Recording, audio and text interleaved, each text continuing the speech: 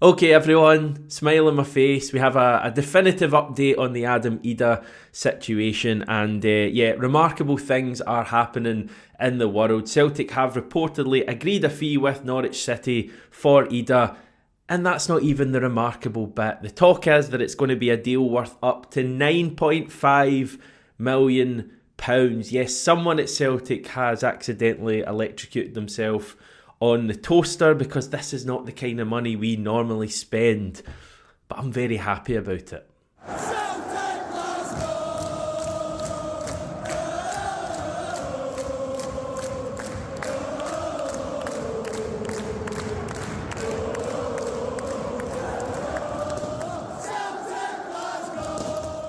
Right, so where are we with all of this? Well, it's been reported by virtually every outlet that we have agreed a fee with Norwich for Adam Idah, so we can take that as gospel. This is a breakdown of the deal. It's said to be £8.5 million, which includes guaranteed bonuses. So I reckon from that we're not actually paying all of that £8.5 million right now. But obviously that money is all guaranteed. There's then a further £1 million in potential add-ons, taking the deal up to a potential £9.5 million. And on top of that, Norwich are said to have negotiated a 15% sell-on fee for Idah, meaning that they could net further money if he moves on from us in the future.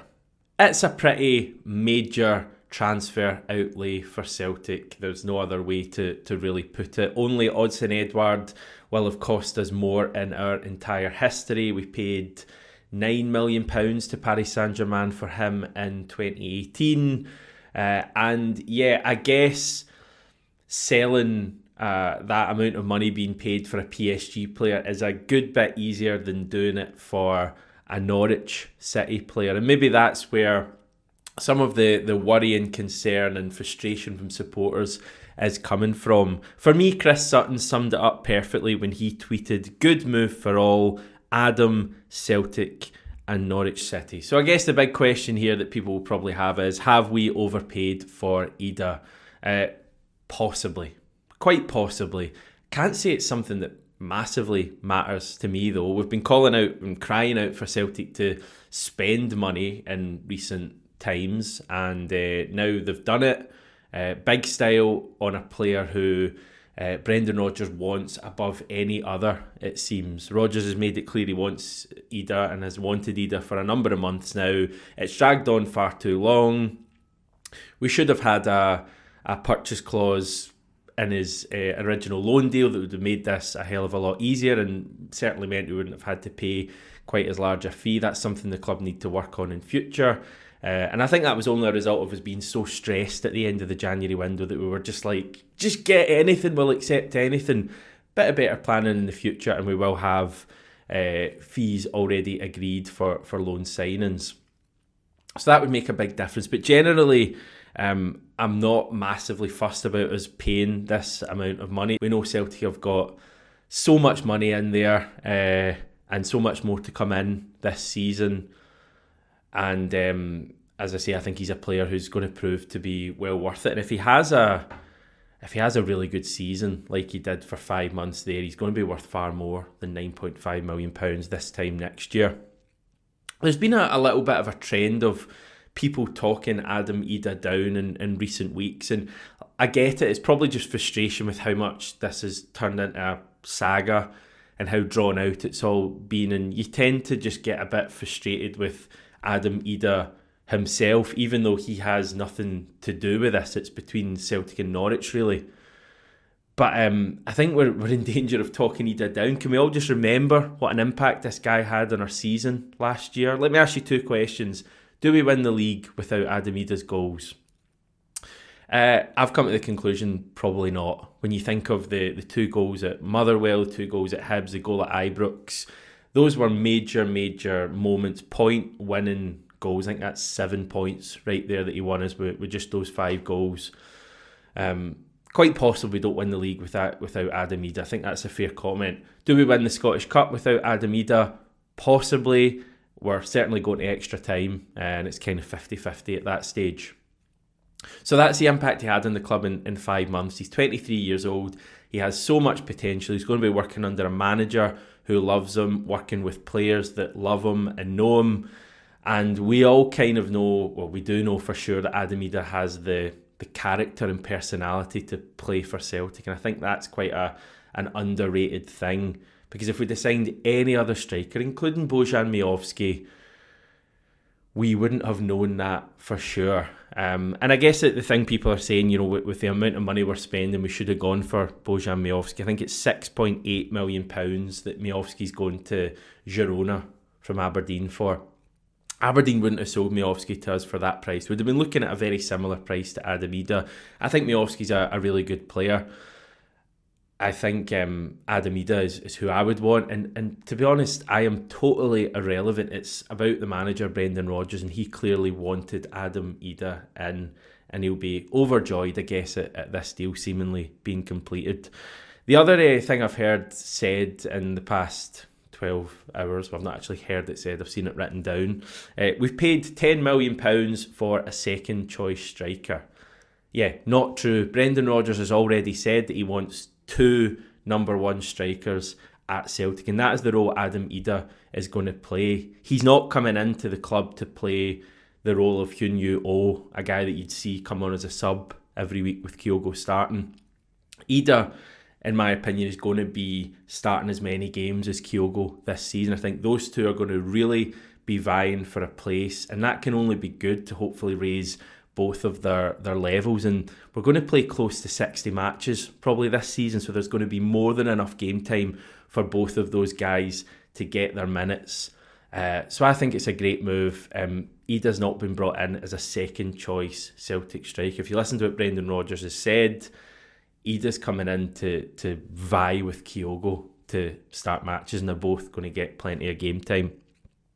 Just a reminder that he scored 9 goals in 19 appearances last season for us, with the majority of them coming off the bench. As I say, he's 23 years old. He's got a hell of a lot of potential. And again, I guess it's an easy thing to write Adam Idah off, and I was certainly guilty of doing that when we signed him in January. I just didn't think he was going to work. I was guilty of judging him on his status at Norwich and not what he would go on to do at Celtic. And I think the easy thing to say is Champions League level. He's just not going to cut it at that level. How do we know that? How do we know that? On the face of it, I would look at Adam Idah and look at the raw attributes he has. He has the height, the strength, the pace that I think is desirable at that level. And we need to find out whether Adam Idah can do it at Champions League level. But you look at all the challenges he's faced so far at Celtic, and he's met them. When he signed in January, I don't think anyone thought he was going to go on to be the player who scored at Ibrox, who scored in the last minute against Rangers, who basically dragged the team to victories against Motherwell and Hibernian. So I just think write Adam Idah off at your peril, personally. You can probably tell I'm more than a bit excited about Adam Idah. And one final point I would make, if you are a bit concerned about the money that we've shelled out for him, listen, I do get it. It seems a lot, and especially with this Celtic board, you get a bit of a nosebleed when you spend this money. But would you rather we spent this kind of money on effectively a proven Celtic striker, a guy that we kind of know is going to come in and do it for us? I think we'd all be very surprised if Idah wasn't a success. Would you rather we spent the big money on that, or the £9.5 million spread over 3 project players like we did last year? I certainly know I'd much rather want first team quality. That's what we're crying out for this window. Adam Idah is first team quality. And one final point I would make, I think I've already said that, but if you add the reported fees that we've received so far this summer for Sead Haksabanovic, okay, fringe player, Hyun-Yoo, fringe player, and Bosun Lawal, fringe player, they add up to over £8 million. So it tells you 2 things. The first one is transfer fees are a bit wild at the moment. I mean, we'll come on to it in a minute, but we got £2 million rising to £3 million for Bosun Lawal, who I don't even know if he's ever actually played a competitive match for us. We get $4.5 million reportedly for Hyun Yoo-oh. Like, fees are large at the moment. So I think Idah kind of makes sense, especially coming from a league, the Championship, where big money is bandied around even at that level. And the second point is Haxa, and I hate myself for calling him that, sorry. Haksabanovic, Lawal and O out, Idah in. Very little difference in the money there. I think that's very good value, no? So the talk here is that he's going to travel up north to Scotland, have his medical and agree personal terms. You would hope this would be done in time for the weekend and he can play against Hibs in the Cup. And what a reaction he'll get at Celtic Park if that's the case. Yeah, I don't want to labour the point about the money. I get that people maybe get a bit of kind of trepidation when they see the club shelling out this kind of money, because it really doesn't happen often. But I think it'll be kind of very quickly forgotten about, to be honest. I think he'll go on to have a really good season with us, and score more big goals for us and vie with Kyogo for that number one spot. So I'm so excited that we're managing to get Idah over the line. It's taken far too long. The club should have done this earlier in the window. Perhaps we wouldn't have had to pay quite as much if we had done it early in the window. I don't know that for sure. But hopefully now we're reaching the end of the Adam Idah saga. And we can now hopefully actually talk about him as a player and what he's doing on the pitch, rather than all of this off-field stuff. And hopefully you're as happy about that as I am, because I'm delighted. In terms of other news, you may have noticed that I mentioned Bosun Lawal having left the club a minute ago. That is the case. He has left to join Stoke City on a permanent deal. This was announced, and Lawal posted on X shortly after the deal was confirmed to say, special club will be missed. Thanks to everyone involved for making my time at Celtic enjoyable. And I think good luck to Bosun Lawal. Hopefully goes on to have a really great career. We've made a nice tidy profit from him. He's developed further, and yeah, not every signing can be a huge rip-roaring success, but it's kind of worked out for everyone, I would say. So yeah, if we do indeed get Idah in, attention will then turn to centre-back and left-back mainly. I know there's still chat about a winger, and this kind of Matt O'Reilly stuff is still going on, but I think centre-back and left-back are going to be the next things after that. Seems more and more to me like Owen Beck may be the left-back that we have in mind. The latest is that we've been unable to agree a fee with Liverpool for him. They're said to be wanting £3 million plus future add-ons. They're also said to be hoping that Beck signs a new deal with them and then goes out on loan, but Celtic clearly want to sign him. I'll be honest and say that I'm not actually that sure on Owen Beck, and I mean that genuinely because I've not actually really seen him play. He would obviously have played in matches against us, but I'm focusing more on Celtic than the Dundee left back. But having spoken to some people, it seems like he's very, very able going forward. Good kind of drive on him, good running with the ball. Good delivery. I think he was taking Dundee's corners last season. He's left-footed and really, on the in-swingers, really puts in some good deliveries. They got a number of goals from that last year. Defensively, maybe needs a bit of work. But I think he seems like a different player to Greg Taylor. And generally, I think we're looking for someone maybe with a bit more drive. I think what Greg Taylor does is really good, but he's not a defender or a left back you're really going to see getting to the byline very often. It tends to be in the field for Greg Taylor, and as I say, he's very able at doing that. But Beck maybe has a bit of drive that Alistair Johnson on the other side has. Not sure if he's quite got the same physicality as Alistair Johnson. Not many fullbacks do.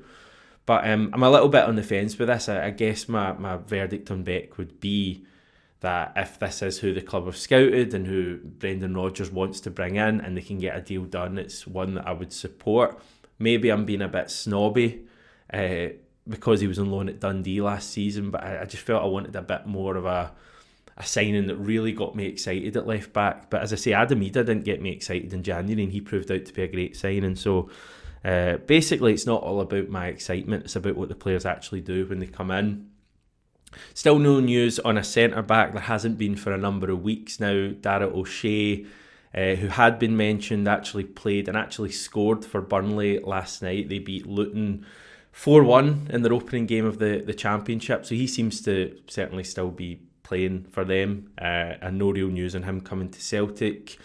Jeffrey Schlupp was mentioned last week.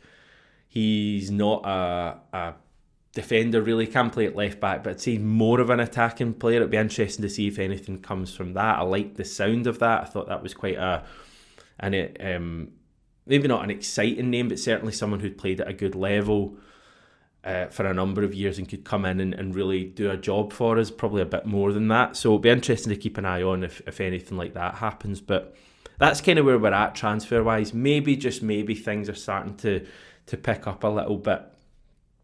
Hopefully Adam Idah is sorted by the weekend, and then we can really move on to left back and centre back and really try and end this window by giving ourselves the best opportunity possible to win games in the UEFA Champions League and make it to the knockout rounds after January, like Brendan Rodgers has publicly said. There is a bit of a Matt O'Reilly update. I'm not sure if you massively want to hear it. In fact, it's not really an update, to be honest. Clickbait. Atalanta are preparing a fifth bid for him. Who knows what they'll offer this time.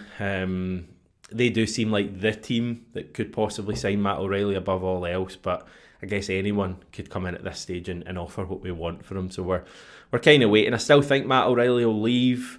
I don't think it's nailed on that he's going to leave. I could see a world where he stays at Celtic for at least another 6 months. But yeah, it's the club are openly thinking about contingency plans there. I think Brendan Rodgers mentioned that after the game on Sunday when he was asked. So yep, that's where we're at, everyone.